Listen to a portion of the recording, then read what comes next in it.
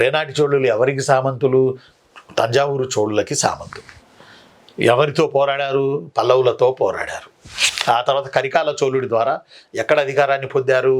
చిత్తూరు జిల్లా మదనపల్లి తాలూకాలో చిప్పిలి అనే గ్రామంలో.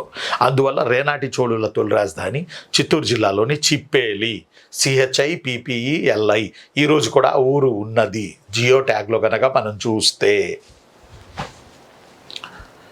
రేనాటి చోళుల తొలి రాజధాని రేనాడు కాదు. తొలి రాజధాని చిత్తూరు జిల్లాలో మదనపల్లిలో చిప్పేలి అనే ఊరు. వీళ్ళ యొక్క రాజధాని కొంచెం బాగా గుర్తుపెట్టుకోండి.